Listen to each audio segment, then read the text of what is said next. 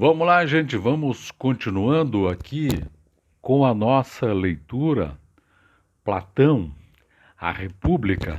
Nós estamos fazendo essa leitura vagarosa, claro. Estou fazendo algumas observações muito pessoais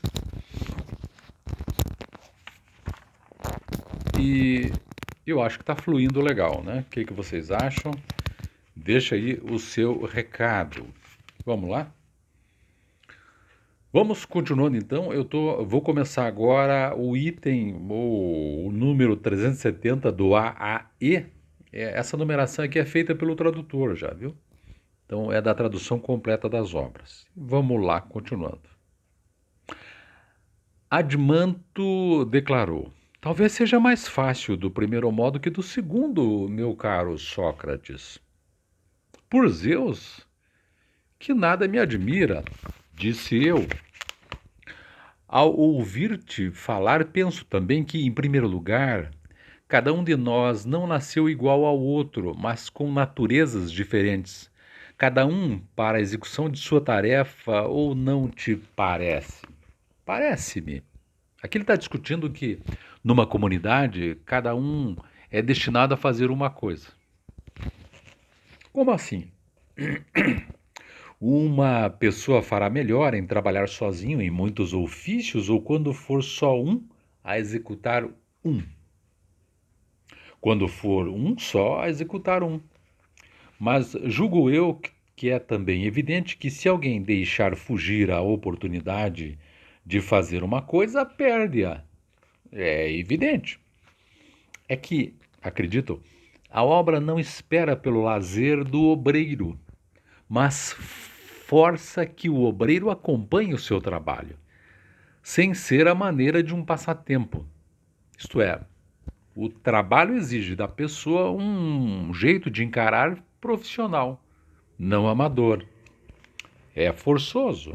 Por conseguinte, o resultado é mais rico, mais belo e mais fácil quando cada pessoa fizer uma só coisa, de acordo com a sua natureza e na ocasião própria, deixando em paz as outras. Com certeza. Portanto, Admanto, são precisos mais de 4 cidadãos para os fornecimentos de que falamos. Com efeito, não será o lavrador em pessoa o que parece que fará o arado para si, se quer que seja, por sua vez, o pedreiro. Também este precisa de muita coisa, do mesmo modo o tecelão, o sapateiro ou não. É verdade. Ora, os carpinteiros, ferreiros e tantos outros artífices dessa espécie, associando-se à nossa pequena cidade, tornam-na mais povoada, certamente. Mas não seria mesmo grande se lhe acrescentássemos vaqueiros, pastores e outros guardadores de gado, a fim de que os lavradores tivessem bois para lavrar e os pedreiros, juntamente com os lavradores, pudessem servir-se de animais de tiro para os transportes e os tecelões e sapateiros de peles e de lãs? Isto é, que uma atividade particular numa comunidade acaba beneficiando e trazendo outras atividades para si. Por isso fala-se que isso é uma comunidade.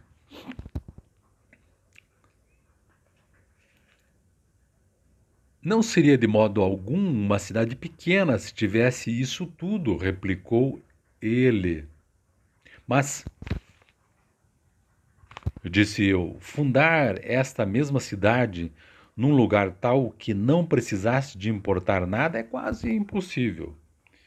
Quer dizer, de trazer coisas de outra comunidade para dentro. Efetivamente é impossível. Precisará, pois, de outras pessoas ainda que lhe tragam de outra cidade aquilo de que carece. Realmente precisará.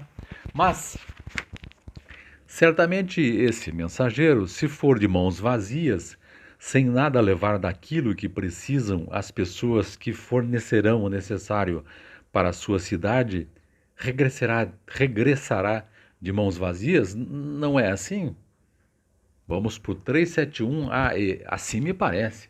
Portanto, é preciso não só que se produza o suficiente nessa cidade, mas também produtos na qualidade e quantidade de que eles necessitarem.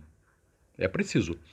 Então, a nossa cidade carece de mais lavradores e de mais dos restantes artífices. Não há dúvida. E em especial de mais mensageiros, dos que exportam e importam os produtos.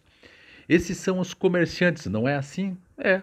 Então, precisaremos também de comerciantes, sim. E se o comércio se fizer por mar, haverá ainda necessidade de muitos outros homens instruídos na labuta marítima. De muitos, sim. E então, na mesma cidade, de que modo trocarão eles entre si os seus produtos? Por causa deles é que estabelecemos uma sociedade e fundamos uma cidade. É evidente, respondeu ele, que por meio de compra e venda.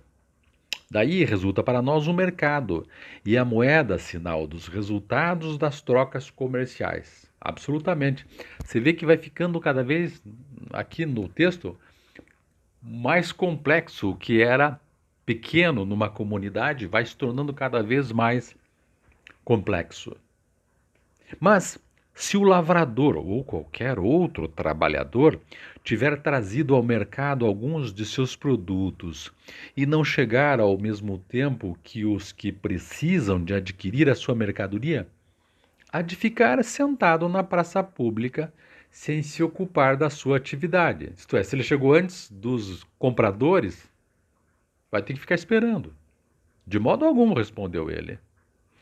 Mas há pessoas que, ao verem isto, se colocam nesse serviço. Nas cidades bem administradas, são geralmente os mais débeis fisicamente e inúteis para qualquer outro trabalho. De fato, têm de permanecer ali pela praça pública para comprar por dinheiro aos que precisam de vender alguma coisa e novamente para vender por dinheiro aos que necessitam fazer alguma compra.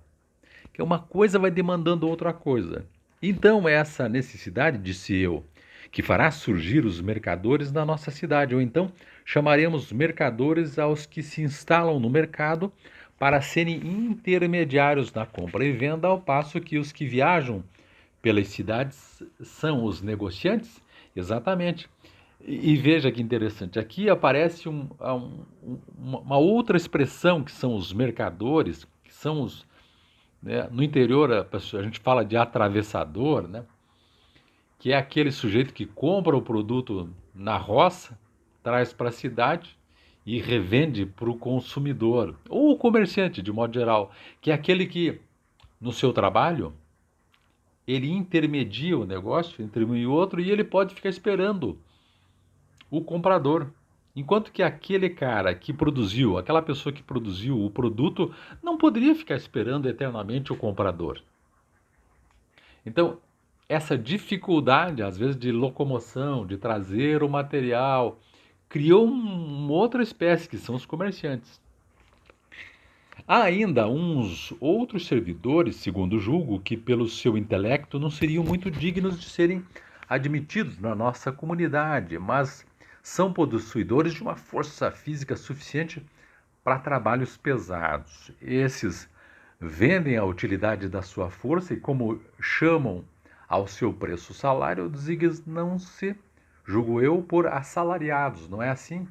Tem gente que vende a sua força também, certamente. São um complemento da cidade esses assalariados, ao que parece. Acho que sim. Ora, então, Admanto, já a nossa cidade aumentou até ficar completa? Talvez. Onde existiriam, então, dentro dela. E agora vamos voltar para a pergunta original. Onde existiriam, então, dentro dela a justiça e a injustiça? E com qual das coisas que examinamos se teria formado? Olha que interessante aqui, né? Agora, como nós estamos voltando para a justiça e a questão da injustiça, que é que começou todo esse trabalho, depois de deixar complexa a nossa sociedade, ele diz: tá, mas onde é que está a justiça e a injustiça aí no meio? porque nós precisamos voltar à discussão. Ela está em algum lugar? E aqui nós paramos para voltar no outro item no próximo vídeo. Tá ficando legal, tá ficando interessante, né? Eu acredito que no nosso escrito aqui, a justiça e a injustiça estará entrelaçada em todas essas atividades complexas que nós falamos. Mas vamos aguardar a leitura no próximo vídeo. Valeu? Obrigado, é isso. Até o próximo vídeo.